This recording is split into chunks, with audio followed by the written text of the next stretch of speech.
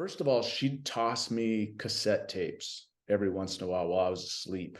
You know how you sleep in when you're in junior high forever, right? And so she'd toss me a cassette and go, "Here, I think you might like this," and it'd be something cool like The Clash, London Calling, or Quiet Riot, Come On Feel the Noise, like bands I'd never heard before, right? And so um, she would ask me to make a mixtape as I started to, get my chops at music selection. And I'd make these rad mixtapes with like Rage Against the Machine and Soundgarden and whatever I was listening to, like old school Motley Crue, Too Fast for Love, or whatever. And she'd play that at the races, even if I wasn't there. She made sure that she got a current new tape from me to take to the races, and she'd play that during practice. So how could the kids not feel like they were right at home and that Linda was cool because as her voice was playing, their favorite song was on? You know what I mean? Like, it just, that connection. So she killed it when it came to that. And of course, she got really good at announcing, being able to change her intonation and raise the volume when all eyes needed to be to the hill and say the craziest stuff.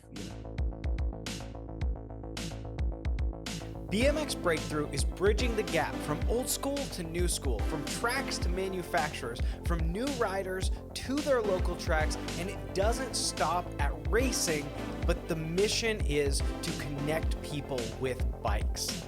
Join me, Jay Oaks, as I interview key people in the sport and in the industry that are involved in their local circles, in their communities, at their local tracks, and aiming to make a difference on a local level. You'll hear stories, marketing tips, failures, successes, and a way to make a difference in your local BMX community. Let's dive in as we kick off this next episode. Bryan, welcome. So excited to get to talk to you, formally. We've had a chance of meeting, and we should definitely talk about how we met. But before we dive in and before we get started, I was just going to ask, who are you? And will you give me a little summary of your background, your journey in BMX? Yeah, man. Awesome to be talking to you again after watching you shred at Frogtown, being able to announce you and kind of learn who you were and how fast you were. So yeah, I'm totally grateful to be here with you and to see your beautiful man cave. So I wish I had one as beautiful as that. Well, man, I started BMX sort of as an idea, walking into a local bike shop in Temple City, California, and the bike owner had this beautiful mongoose, chromoly nickel-plated mongoose with moto mags and yellow snake belly tires and clear grips and Astrobula forks and cranks, and it was just gorgeous. And I went home to my mom and I said, "I want to buy this BMX bike." And of course, she was like, "I can't afford a bike," but because my mom's cool and spoiled the F out of me, basically she bought it for me. So that bike shop guy told me about local races, and man, it's like about 1978 I went to my first race in Azusa, California, and Rich Long and Wanda Long, the co-founder of GT, were the track operators. And so I was a total and I cried my first race. And so that's one of the things I tell the little kids who it's like their first time, and they go and I'm like, "You did so much better than me," and they're like, "Yeah, I did, huh?" So but yeah, that's where the bug started for me. And man, about 2 years into it, we started to race local races, a lot of local races. And my mom started to volunteer, first like scoring and stuff like that, but somehow me, a little snotty-nosed kiddo, not paying attention, she got into announcing and started announcing the races and became really good at it. And to the point where it was a staple now to hear my mom on the announcing, on the mic up in the tower as I was racing. And she became quite famous in the sport to the point where I would go to the nationals once I got better and better and better. I would go to the nationals, like big races, whether it's the Christmas Classic in Ohio, the President's Cup, or the NBL Grands in Louisville. And I'd see, guys like Frank Nuccio, Factory Pro Neck back in the day. And, we wouldn't see each other like once or twice a year at a national, right? And so you'd think that a guy would walk up and be like, "What's up, bro?" You know what I mean? Even though you're racing him, because we loved each other. He was so still is super cool. But first thing out of their mouth, Frank would be like, he'd see me and just go, "Is your mom here?" Like, please let Linda be on the mic, So that's the kind of thing that happened where she just sort of transcended the sport. And she announced for 29 years. She was the official voice of the NBL, and unfortunately she passed in 2008. And yeah, man, she did her thing, really pushed a lot of riders to give it everything they had, gave out a lot of nicknames, offended a lot of parents, saying some crazy stuff on the mic, but that's how she rolled. That's awesome. So based on that, then so it sounds like you got her into the sport, and then did she keep you? Was it because of her that you stayed in the sport as long as you did? No, when you're a little kid, like, you don't even like your parents, you just like them for money, transportation. And You're useful to me. yeah, exactly. And so I was really lucky to have her as a mom. She was just the coolest mom ever. Embarrassing as hell, because she loved to talk to everyone. That's how she was so good at what she did, is she would just get into everybody's business, and that would come out on the PA. And it was just a beautiful thing, because it was funny, and it was like, did you just say that? You know what I mean? Unexpected. But yeah, she just was doing her thing, clicking away, and I was racing and racing and getting better and better and better. And I never really achieved what I had hoped to achieve, like some of my competition and great friends. One of them, my best friend, Peter Casano, former factory Tioga rider, just a beast on a bike. I still talk to him every day since we met in when we were like 12. And then it wasn't until I remember going to design school at Art Center College of Design, and I'm racing a national in Reno in my cruiser main, and I get kind of a shitty start, and my buddy John Murray was out in front of me, and I went to high-low him, and I hit his back wheel and just dove down into the bottom of the turn, right? Just like jumping off a house, and instantly broke my collarbone, and, sort of got up and said, "Whose shoulder is this?" And I walked my ass into the ambulance. And I remember Peter and my mom standing at the back of the ambulance. And my mom asked Peter, she goes, "Peter, do you think he's okay?" And Peter goes, "Linda, he just walked himself into the ambulance. We avoid ambulances at all costs. He's not okay." But I decided to retire then, and she stayed in it. That was probably 91 or 92 when I stopped. So 78, it was probably about a 13-year run. And she stayed in it for, another 26 years, traveling the world, announcing for the UCI, doing world championships, all the NBL stuff, War of the Stars, spent a lot of time in Florida, her favorite place to be, announcing the races over there. And yeah, she just killed it.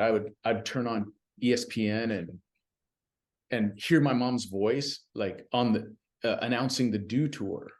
And I'm like, "What?" And "Mom, did you announce the Dew Tour?" And she's like, "Yeah." I'm like, "Why didn't you tell me?" And she's like, "You don't care what I do." So just doing her own thing. I still have I go to the BMX races in my Dew Tour bag that she got for announcing today. So there's a lot of That's awesome. history there. And yeah, she just did her thing and killed it, just killed it. That is super cool, man. To have that. And I mean, were there times when you would go to races and when your mom would go with you? I would assume at a certain point you just admitted, or, you know, just like gave in, like, okay, my mom's coming with me regardless. But were there times when you like would ask her not to go with you because you were embarrassed by your No, mom coming with? embarrassment was more like as a kid, you know, when you're like 12, 13, 14, like you're discovering your penis, like everything's just embarrassing to you. You're going through puberty. And my mom was just type A, she'd just talk to everyone and just say whatever came to her mind, like, oh, Bryan, isn't she cute? Mom, you know what I mean? Like that kind of stuff. Or we'd be at a restaurant and like some guy who looked like he was homeless was rolling by and she'd be like, hey, I know you used to, and they'd get into this like big deep conversation. Like she just loved people. It didn't matter who it was. Just craziness. I mean, I'm such my mother's son. Like I'm now the exact same way. Like I roll in and talk to everyone in the restaurant. I befriend the waitress, and like, if someone's given the grocery clerk some shit, I immediately engage with that grocery clerk and say, you didn't deserve that. Has anyone told you you're doing a great job today? Oh man, thank you. I needed that. And that was so my mom, I got that from her. That's cool. Well, I think that goes to even the way that we met was, so it was just recently at Frogtown, and I didn't even know who you were. I kept hearing you call things, and Mike Miller was up in the tower with you, and I knew him. I'd gotten to know him when we were down in Ukaipa, and had gone out to race, and then all of a sudden there's this other voice up there, and I'd asked a few people, hey, do you know who that is? And nobody knew who it was, and it was finally the end of the weekend, and everybody's packing up, and you and I just ended up starting, we had a conversation for probably, I don't know, 30, 45 minutes while your ride was waiting for you. And then, ended up messing with me a little bit about keeping you so long. But yeah, that was we had a long conversation in that same way. Yeah, that's why showing up at Frogtown was so important. And the way events happened for that one is I've heard of Frogtown before.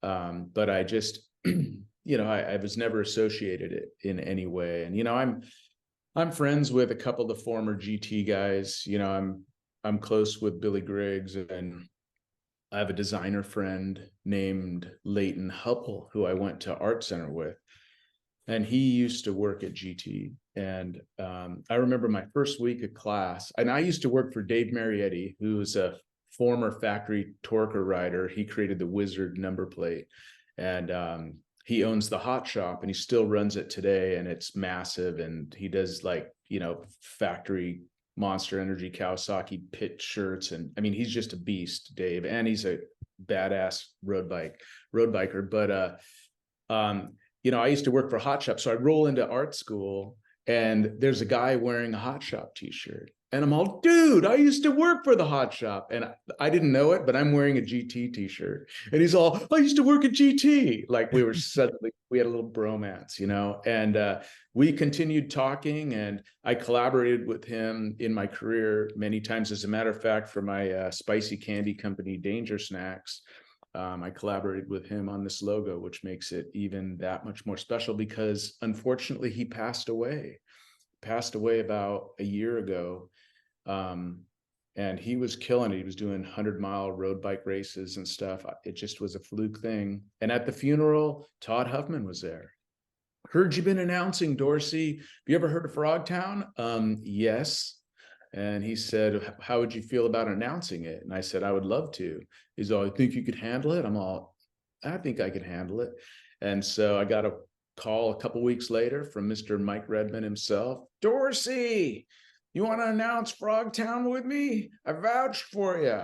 And I'm like, yes, dude, I would love that. And I just really excited to announce with Mike. And then we lost Mike. So just so grateful to be there, filling huge shoes, my mom's and Mike Redman's and Dan Hubbard's. I mean, Dan Hubbard, come on, I watch that dude every weekend on race day live, and he kills it. I'm just like, wow, I'm in the big leagues now.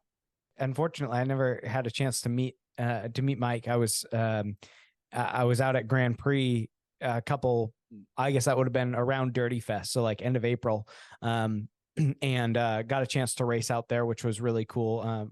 Mike wasn't there at the time, but I had heard that he was going to be announcing, and bummed that didn't work out, but it was cool that his whole family was able to be there. Yeah, And then I missed out on Dirty Fest because I was announcing the state race at Grand Prix for Mike that weekend, and oh then wow, Ellen Raceway Motocross the day after. So I was just like bummed because I know Carter and Miranda killed it. Not that it's just Carter and Miranda. Those dirty knobs are, they're everywhere. yeah, no, there's some pretty spectacular guys. So and then, but you ended up announcing with Mike Miller, which seemed like it was pretty cool. Like there was a lot of camaraderie there. It seemed like there was some really cool back and forth as well. Yeah, we've been to the dance together.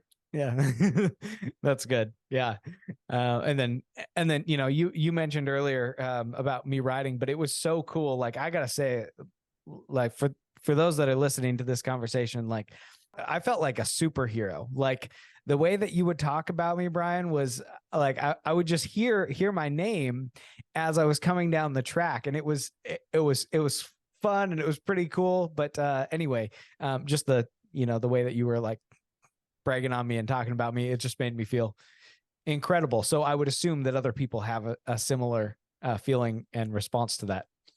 It's funny that you say that because that's my sole mission, is to make every rider, whether they're 3 years old or 70 years old, feel like a rock star, a superstar. And I didn't get that as a kid, right? As a kid, the little kid races, the beginner novice races, they were just boring, right? But then as an adult, and this very well, when you're looking at it from a different perspective, especially trying to grow the sport of BMX, you realize that it's all about the kiddos. And then as an announcer, I go even deeper than that. I'll go in the pits and look to see whose grandparents are there. And I'll go introduce myself. Hey, are you the grandparents? Yeah, who's your kid? And they'll say, and so now, because I confirmed that, because I Linda Dorsey'd it and went and got up all in their business, I can now blow the grandparents up because it's, you know what I mean? It's not the bike, it's the rider, but it's not the rider, it's the parents. And I got to tell you, it's not the parents, it's the grandparents, and they're here tonight. You know what I mean? And they come up and like, you have no idea how many grandpas come up and give me knuckles. Dude, you killed it. So yeah, I'm glad that you were able to pick up on that, because you were in every other moto out front or making your way to the front and pulling the full Ironman, and it was amazing to watch. Like what lactic acid? What's lactic acid? I don't know what that. All well, thank you. It's that event. That's the second year I've been to it, and I will say that it's probably just the fun overshadows the lactic acid, because it's got to be the most fun racing of the year. Like I go and race it at regular BMX tracks and stuff, but there's nothing nearly as fun as the old school stuff. So that's a good time. But it was a blast, man. A lot of fun. Well, okay, so we're talking about the conversation of seeing the BMX community grow, and in my desire for the BMX community to grow, it's just because of how much it contributes to the life of, and the life, the adulthood, the transformation of kids into adults, and the things that it provides. You were talking about the fact that the kids are racing, parents are there, grandparents are there. In my kids' case, my kids are racing, their dad is racing, and their grandpa is racing. My dad's racing, and which is super fun. And so like you commented on that a little bit as well, but what do you see that BMX provides for kids, young and old, all ages of children that are running around and on the BMX track? What is it that you see that BMX contributes to people's lives? Man, there's just a lot. Confidence is a big one because, I mentioned my first race, I cried. I was just, I was scared, and I was a slow starter. I actually, back when we had the beginner class, it took me a year and a half to get out of beginner.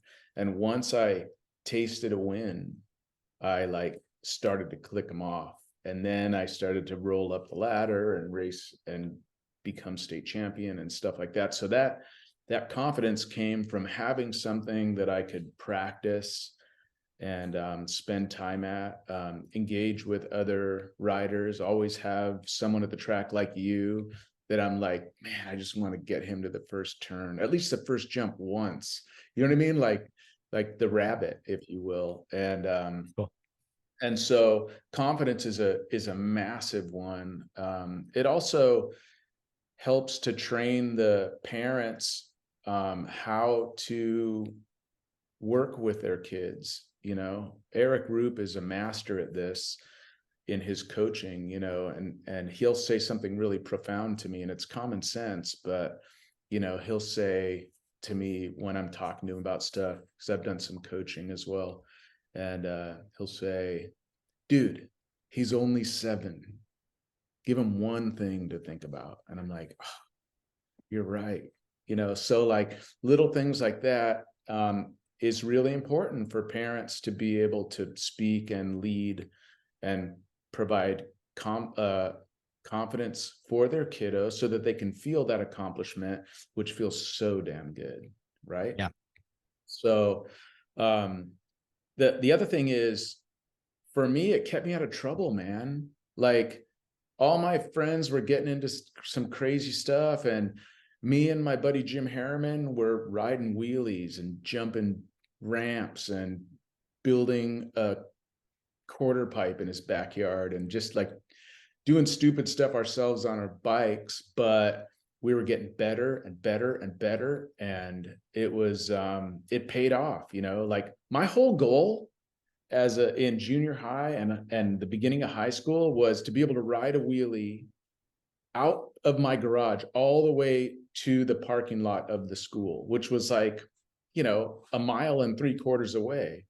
And because I was able to confess that and put that out there, Harriman and I would do it. And so the biggest trouble I got in was, blowing stoplights and stop signs because I didn't want to drop that front wheel. And even to this day, as I see, old folks I grew up with and went to school with, and they're like, dude, we looked up to you and Harriman so much, and meanwhile, I just felt like a knucklehead going through school like every other kid. Like, why won't a girl like me?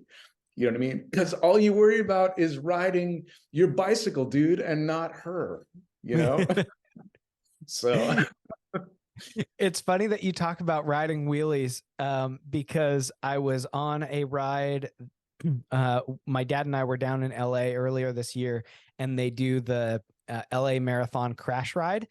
And so they go out at, I think we were out there at like 2 a.m. and riding through the LA Marathon course. And which I will say, at this point in my life, I woke up at midnight because we were about an hour away, or woke up at 12:30 or whatever. And there was a part of me that was like, why am I doing this? This is ridiculous. But anyway, we're riding, and we passed by a bunch of guys at 3 a.m. and they're like, do a wheelie, a bunch of drunk guys that had just come out of the bar. And the guy next to me, he's in his early 20s, and he does a wheelie, and they go, yeah. And he goes, yeah, that's it. I spent 3 months learning to do this so that I could impress a bunch of drunk guys at 3 a.m. That's Right. why I did this. That's right. That's why I do this. Yeah. And it's the same reason why I would go to the Rose Parade in Pasadena, every night before the Rose Parade and ride the route, for that very reason. So Yeah, Yeah. man. That skill building and having something to focus on, sitting in detention after school for getting into trouble because of my mouth, I'd be like just daydreaming, like if they had a BMX track on the yard, I'd show them. You know what I mean? Just because that was all that was on my mind, and so that focus on something kind of showed that if you invest the time and spend the time on something, you can get really good at it. And the friendships and just all kinds of stuff, it just goes deeper and deeper in from there. That's really cool. No, I appreciate that. And I enjoy that perspective of, I mean, the skill building, the confidence, and to give kids confidence. I mean, a lot of times it's kids that aren't necessarily, the most like prone to team sports, right? Which I speak from experience. That was me. Like, team sports were not my thing. And I didn't enjoy it. I wasn't that good at it, but at the same time, I just didn't enjoy the team dynamic. And so being able to have something that gives you some semblance of confidence is so important as a kid. And we all know that. So anyway, I appreciate that. And then, to tie that in with your mom, because your mom had a different level of being able to bring confidence to somebody. And I think you probably get the way that you made me feel like a superhero, you probably get a lot of that from your mom, and you spoke to that a little bit. But I think in a moment we'll play a clip of her announcing Gary Ellis in a race. And before we do that, Bryan, I want you to speak a little bit to what makes that so special and what makes that so your mom. Dude, she was my mom was just, first of all, she was outlandish. I've heard people say this woman walks up in cowboy boots and torn denim shorts and a pink cowboy hat. Like, who is this? Next thing you know, she's in the tower blowing it up, and they're just like, whoa. Like, she was crazy that way. She would just do her own thing. But my mom had an ability to connect with people. And so one of the first things I remember that she used to do is, first of all, she'd toss me cassette tapes every once in a while I was asleep. You know how you sleep in when you're in junior high forever, right? And so she'd toss me a cassette and go, "Here, I think you might like this." And it'd be something cool like The Clash, London Calling, or Quiet Riot, Come On Feel the Noise, like bands I'd never heard before, right? And so she would ask me to make a mixtape as I started to get my chops at music selection. And I'd make these rad mixtapes with like Rage Against the Machine and Soundgarden and whatever I was listening to, like old school Motley Crue, Too Fast for Love, or whatever. And she'd play that at the races, even if I wasn't there. She made sure that she got a current new tape from me to take to the races, and she'd play that during practice. So how could the kids not feel like they were right at home and that Linda was cool because as her voice was playing, their favorite song was on? You know what I mean? Like, it just, that connection. So she killed it when it came to that.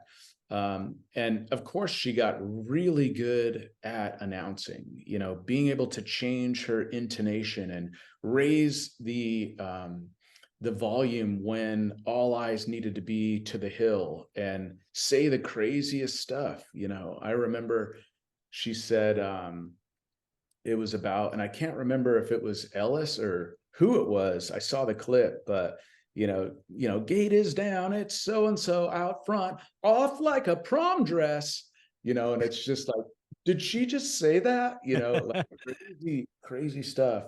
So she was just fearless and took the time to engage with people. And that's what made her announcing so damn good. In addition to the fact that she was just one of a kind, a crazy lady. Life. Down the hill they come, first round of pros coming at you. Ellis 6, the big nose out there. He knows how to say goodbye in style. Gary Ellis is your leader going into round one. Here they come. All right. So in there, she comments and says he knows how to say goodbye in style. Like, and that was one of the things that you and I had talked about leading up to this episode. And what do you remember what race that was? Well, I don't remember the year, but it was the AA Pro Main at the NBL Grand Nationals in Louisville, Kentucky. And Ellis just pulled over that first jump, kind of a downhill track. And she killed it, you know, all the way. It was nonstop talking from the gate drop, you know, throughout the entire race. But to the first turn, to the second turn, the excitement on the track was matched by the excitement level in her calling, not only plugging the teams, you know, professionally, but also making the racers feel like a superhero. And in that case, those were the superheroes. She was just damn good at that. I was honored. I actually got to talk to Gary Ellis for the first time at Frogtown. I've never actually talked to him. So that's awesome. Just, you know, been in awe of him for his whole career. So just a class act. That's cool. One thing that you also told me about, and if you can share this again, was we had a conversation and you were talking about what Moeller had said to you. So Chris Moeller had obviously grown up racing NBL and known your mom. And so when he heard you, what was his response to that when he heard you at Frogtown? Yeah, we connected a little bit. I'm not friends with Chris. Since I've gotten back and done some racing, modern day racing, I've gotten a chance to race with him. But we said some words, and he just said to me, he goes, "Man, having a Dorsey up in the tower was a blast from the past. Like it was so cool." And it was nice to hear him say that, because, you know, those S&M guys, they're tough, man. They're badasses. You know, they don't show their feelings.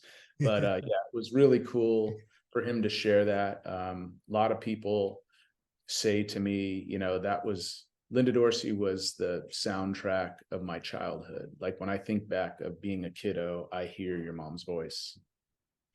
Which is cool. And I told you when we had originally talked, I talked about the value of that, of having an announcer and that voice that the announcer plays, that both, you know, both your mom played in people's lives, that my announcer played in my life.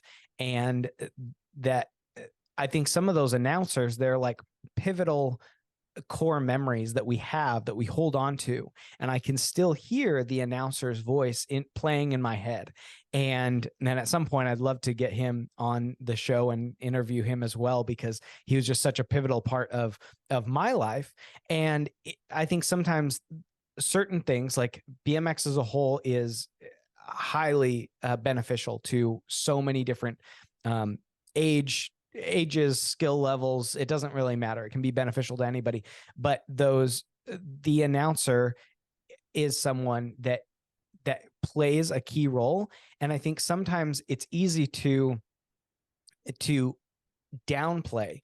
I would assume that at sometimes your mom probably had that question, or even you announcing things, maybe less so because of your mom's impact. But I think it would be really easy to probably downplay and go, "Oh man, I'm just the announcer." Like, you know, is it really a big deal? Does it really matter? And I think as the sport grows and, you know, and as things develop and as things move forward, like, I think the announcer will always be a critical role, and there's not a role on the track really that isn't critical. We need those people. But especially, you know, talking about that announcer, is I still have that memory of who my announcer was and the things that they said. And, just like people remember your mom and remember you.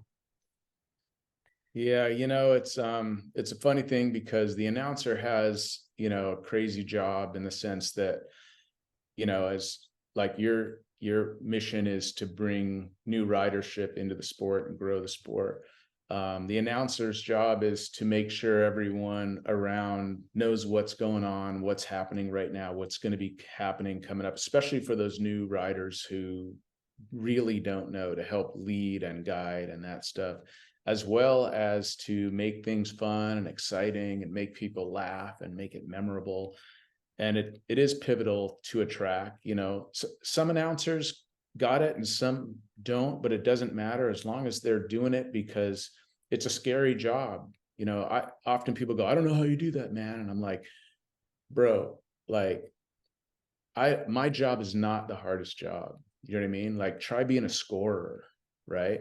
Or try being the finish line flagger at Glen Helen for a motocross race, trying to remember who's out front after 8 laps with crashes and passes and sections you can't see. And I'm just like, thank you, flagger, because I was lost. I had no idea what was going on in this race until you cued me in, you know, 2 laps to go, you know what I mean? And now so like, it's just like you said, everyone's pivotal, and we all have to work together. She was just a very different kind of person. I remember when she passed away, you know, she didn't really share, even with me, how bad it was. I mean, at the end, I knew, because I was lucky enough to care for her and be with her when she passed. But you know, she announced up till 3 months before she passed away. And she just, I think that she didn't want to talk to people about her leaving because she didn't want it to go, you know, and I totally get that. And so I remember when she passed, I created a WordPress blog. I'd never done that before, even though I'm a designer and I, you know, design websites and mobile apps and stuff like that. I hadn't done anything with blogging really. Something told me, you need to do this. And I swear I got 200 of the most amazing posts, like shenanigans galore, like me and your mom got arrested and she like asked the cop out and the guy ended up giving her, I mean, like she diffused, I mean, it was just these crazy stories that I had no idea, you know, happened with my mom. So that's, you know, what kind of a woman she was, that just out of a hunch, I posted that, and I was so grateful that people shared, because that really helped me to reconnect with her, since I can't ask her questions anymore. And my favorite memory at her memorial was, I wrote one blog post on that blog, and one sentence I wrote was, I don't know what I can say. All I can say is she was just flat out cool. And Dave Marietti from the Hot Shop rolled in with, she was just flat out cool t-shirts for me. And it began. And so I started to make stickers, and till this day, I make stickers, Linda Dorsey stickers, and run them on all my bikes. And people call me and go, dude, I need a Linda Dorsey sticker. Or I'll have, I remember being in Albuquerque and I'm behind staging, and the fast kids, like 15Xs, are practicing. This is me back in, when I got back into racing in 2010, it was probably 12 or 13. And a guy named, man, now I'm forgetting his name, but Isaac McNeil, says, and I don't know Isaac, he goes, hey, through the chain link fence, all suited up practicing, hey, are you related to Linda Dorsey? And I go, yeah, I'm her son. And he's all, wait right there. And he runs, you know, tap shoe style all the way around the chain link fences to me, and throws his arms around me and just gives me a huge hug and says, I loved your mom. And it was like, that was the kind of reception I got as, you know, an old knucklehead BMXer getting back into the sport because of my mom's name. So, and the stories just don't stop there. Whittier Narrows BMX, up on the gate practicing. A guy I don't even know. You know how you just don't talk to anyone? Sometimes you're in a zone because you're pissed that you didn't jump the first jump. And this guy goes, hey, man, you know how I know you're cool? And he's my age. I'm like, no, how? And he goes, because you're running the Linda Dorsey sticker. So he had no idea that I was her son, but that's the kind of reach this woman had. That's super cool. Well, I also want to ask, so you just commented on getting back into racing. So what was it? And you talk about it in the documentary. So, you know, for those of you listening, if you haven't watched the documentary, make sure you follow the link in the description to go and do that. But will you share a little bit? Well, what was it that was that tipping point for you to get back into the sport? Yeah, when she passed, my old friend Brian Gass, former factory vans racer, um, just a beast on a bike and a great guy. He reached out to me. Him and my mom were super close, and he said, "Dorsey, your mom deserves to be in the BMX Hall of Fame. I'm going to get her into the Hall of Fame." And he goes, "It's not your job. Don't worry, I'll handle it." 2 years later, she's nominated and accepted into the BMX Hall of Fame, which is a big effing deal because ABA hated the NBL. They hated them. It was such a rivalry, probably a little the other way around as well. It wasn't a great relationship. So the fact that an NBL announcer was inducted into the BMX Hall of Fame was massive. And so I'm there. I accept the award on her behalf. I killed it in my speech. I told like all the like crazy stories. Like I didn't hold back at all. Everyone was just laughing and the legends were there. Next day, Chula Vista Olympic Training Center, I go there and I watch practice and I just sort of catch the bug and I'm just thinking about my mom. And I remember watching my class. It was Barry Nielsen, belt buckle, and he was battling George Goodall, and he tripled into the second turn and made the move and passed Goodall for the win. And I was like, I can beat these guys. I'm going to get back into BMX racing, not knowing that there was no way in hell I was going to beat those guys. I had a lot of work to do if I wanted to beat those guys. So, but that's where I caught the bug. And then Roger Plaskett, the gentleman who used to announce with my mom, who was there, who USA BMX was gracious enough to fly out to sort of start off the Linda Dorsey section. You know, Cash Matthews gave it to Roger, and Roger took it away and then introduced me. And he was there and he's all, "Have you seen the Supercross track?" And I'm like, is there a Supercross this weekend? He's all, "No, the BMX Supercross." This is how out of it I was, right? And he goes, "Turn around." And I turned around and looked and I saw the massive 8-meter hill for the first time. I'd never even seen that. And so next thing you know, VIP pass, you know, full spread. And I'm standing there watching them jump the turn coming right at me. And it was like the most amazing thing I'd ever seen in my life. So I was hooked at that point. So I got to thank BG Bryan Gass for making the Hall of Fame happen. I also have to thank USA BMX for bringing her in. And, you know, it was just a really special moment and time. And that's how I got into it. And probably wasn't till maybe about 8 years ago, I got called over the mic at my local track, "Bryan Dorsey to signups." And I knew what they were going to ask me. And they're like, "We need an announcer." And I'm like, all right. And I sucked at first. And I just got better and better and better. And then 5 or 6 years goes by and I'm getting really good at it. And I'm starting to go to state races and bigger races at other tracks and started to pull my own shenanigans, miking up my helmet and racing while I was announcing, just like having a lot of fun doing that kind of stuff. And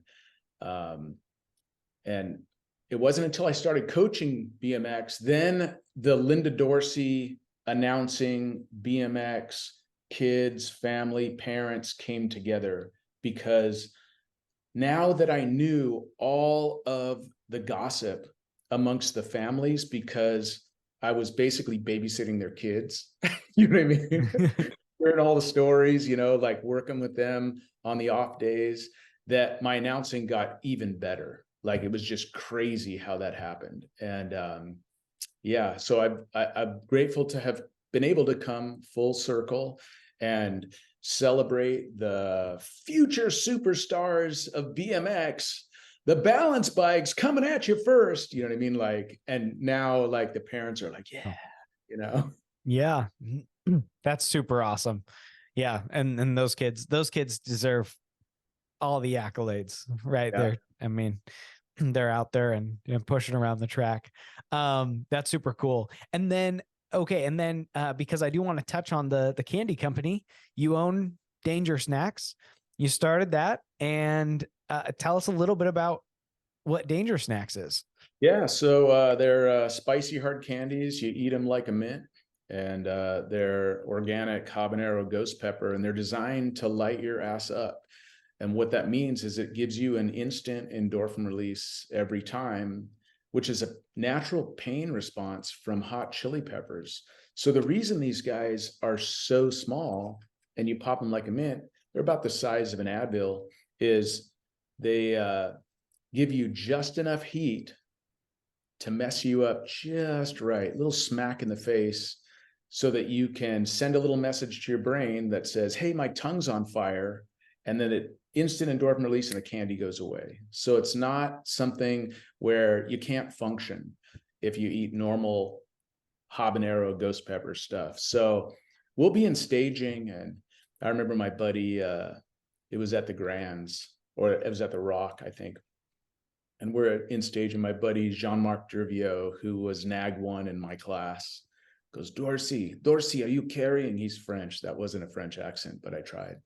And oh, yeah, man. And I pull my Danger Snacks out of my pocket, and I pour some in his glove, and I eat some too. And someone else by me says, hey, give me one. And so we pop them. And next thing you know, a bunch of riders start coming over to me at my pit, like, dude, do you have those for sale? Because they started to see how we use them. So they're really cool to fire you up. Guys like Eric Grindle, announcer extraordinaire, he's just like, I don't ever travel without my Danger Snacks. Like, this shit keeps me alive on the road, especially when I'm worked after announcing all weekend. So they're really great at firing you up when you need it. That's awesome. I mean, obviously there's the experimentation part of, figuring out how they best work for you. But if you were going to tell somebody that wanted to utilize them for racing, would you have like a recommended time at which you take one?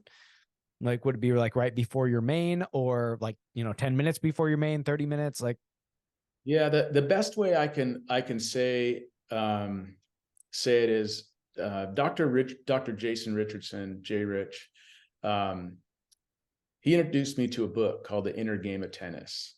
And that whole thing was all about just focusing on your breathing and clearing your mind. Don't worry about what race is coming up. Don't worry about the fact that you got worked in your first race and you got one more chance to qualify.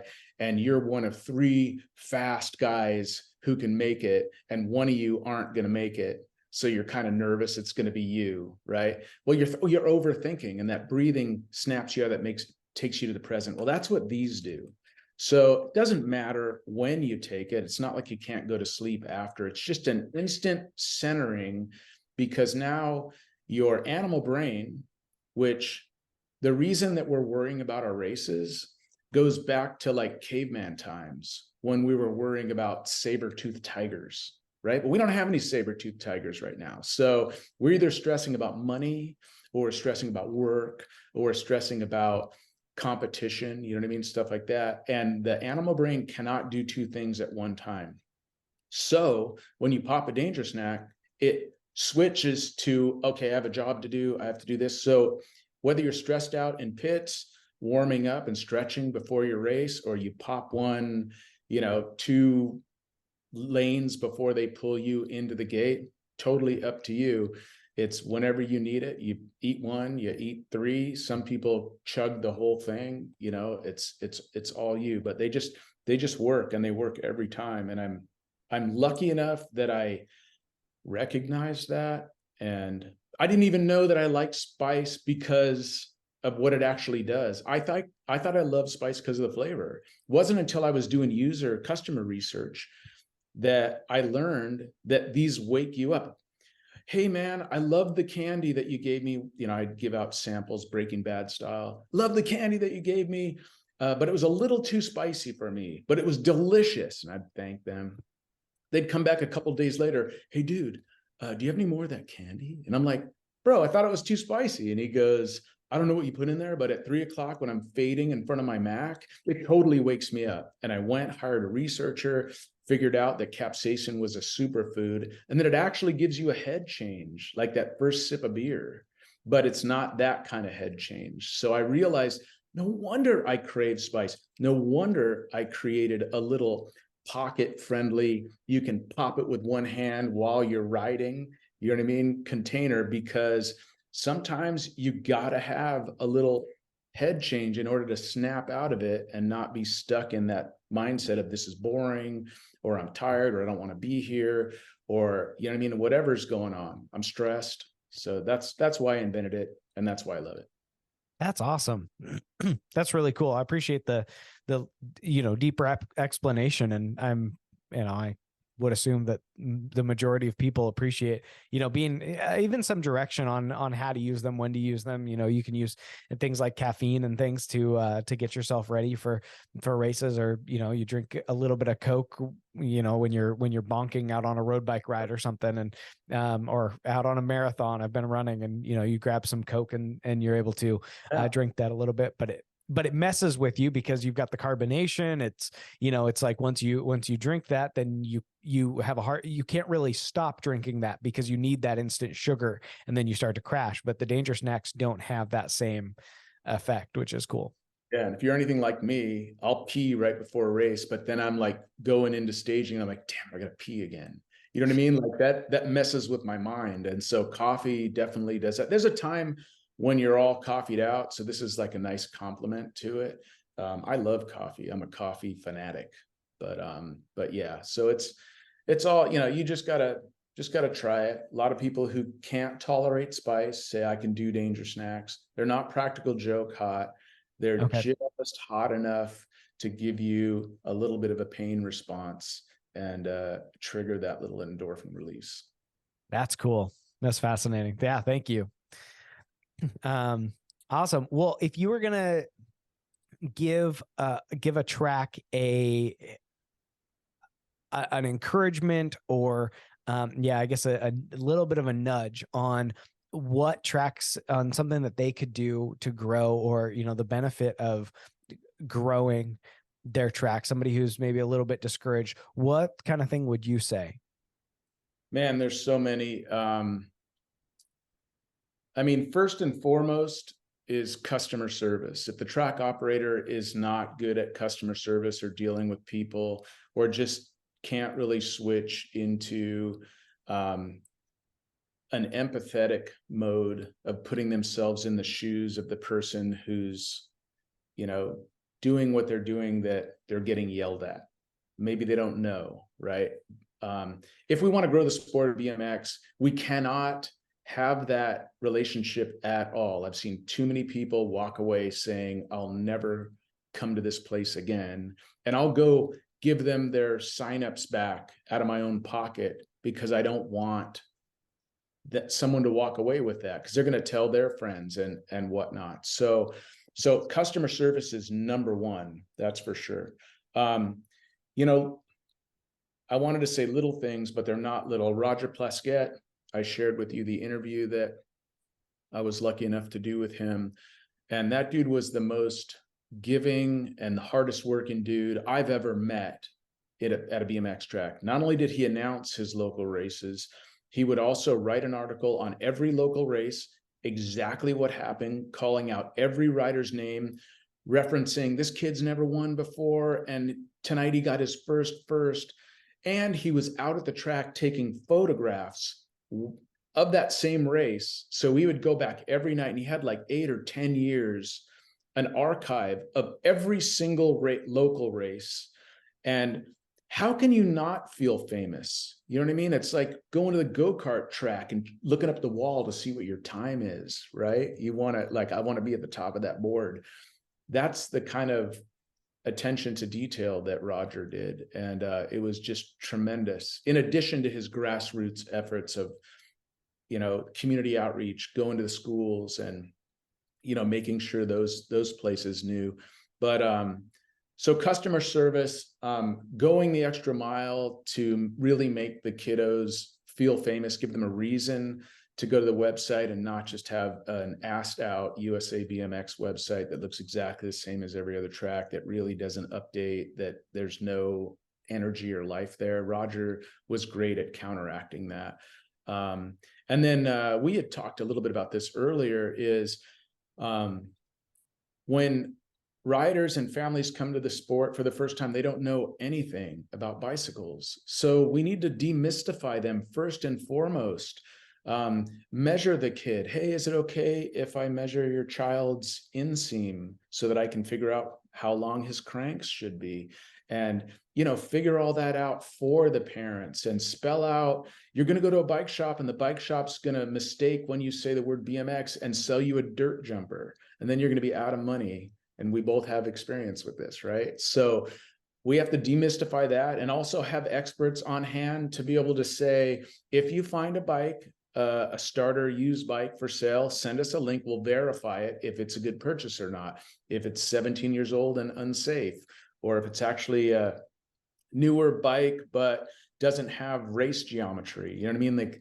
Like all that sort of stuff. Those are the most important things to reduce friction or cognitive load. That's what I do in my day job. I'm a user experience designer, so that the barrier to entry just gets lower and lower and lower, So those would be my top ones. And then, also celebrate your volunteers, and be quick if there's any bad apples that spoil the bunch. Be quick to sit them down and have some words with them and find out what's going on and see if you can rectify the situation, because it takes a team to be able to be consistent, whether you're the stager or the person at signups or the announcer. Like, all of us have to be consistent. So those would be my foundational words.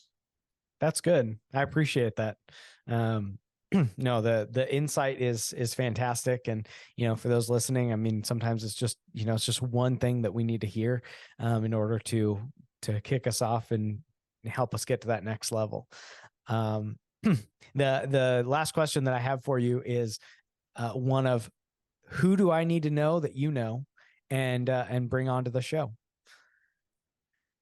Man, oh man, there's a lot of cats out there that know a lot about BMX, and I'd have to say Johnny Johnson, instrumental in helping me on my way back. I mean, he took the time. Talk about a beginner needing help. I'm getting back into BMX racing and like manualing and all that stuff. I didn't know that stuff, right? We speed jumped, right? We Okay. It was different back then. I mean, maybe we kind of did that, but not when I left. It was pre that. Like, I think Christophe Lebec brought that stuff from Europe over here, and he wrote a big list and he said, okay, these are all the bars that you want. And sure enough, S&M was on the top of the list. You know what I mean? And like, these are the most expensive ones, and these are mid-level, and then these are crap. And then the cranks, all right, you want the DXRs, the best ones, and then you can get these, and then these are crap. And he went through every single part on a BMX bike, tires, rims, I mean, every part, and spelled it out for me. So I had my buddy Mike Franzi over at Fullerton Bicycle, also an epic, BMX history, probably good to talk to him as well. And he built up my first GHP, Greg Hill Products, and I started racing again. So Johnny Johnson's a killer asset to talk to. I mean, obviously, this, the Justin over at All Things BMX, like he's a lot of fun, has a lot of knowledge, especially since he's had the chance to talk to and meet the legends in the sport. So just not only his take on BMX and what he does in his sport, but also what he's learned. If you haven't watched the announcers episode on that, it was epic.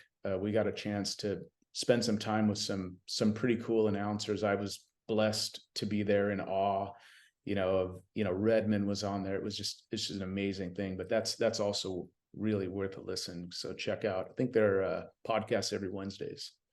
That's awesome, man. Thank you so much, Bryan.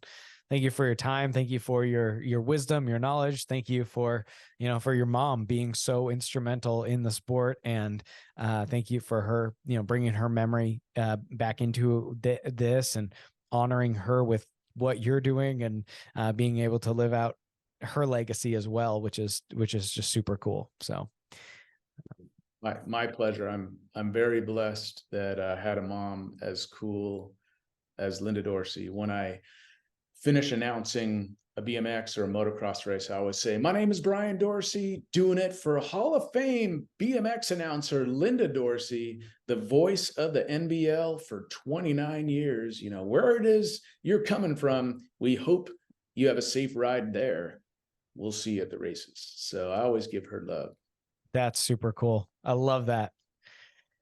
Man. Well, Bryan, thank you once again for being on the show. And thank you for taking the time, and appreciate all the conversation. Dude, you rule. You're super fast. I fear being on the gate with you at some point, but at the same time, I crave it. So I hope we get a chance to ride together, because you're awesome. That'd be super cool. Yeah. Next time I'm in your neighborhood, I'll get a hold of you, and maybe we'll go out to the track. I gotta come up there as well. Like, you guys are fast up there. Freaking right on. like, shaped like a pear, and he scares the crap out of me. Oh, that's awesome. Well, thank you so much, Bryan. Have a great day, and we'll talk soon. All right. See you later, Jay. Thank you. Thank you for joining us in today's episode. It is because of people like you and our sponsors who make this whole thing possible, because they have a desire to see the sport grow. If you would like to get involved in the mission of BMX Breakthrough, you can start by going to your local track, find a way to volunteer, help out, and serve there. Or you can go to our website, bmxbreakthrough.com, in order to donate, find out about sponsorship, or learn more.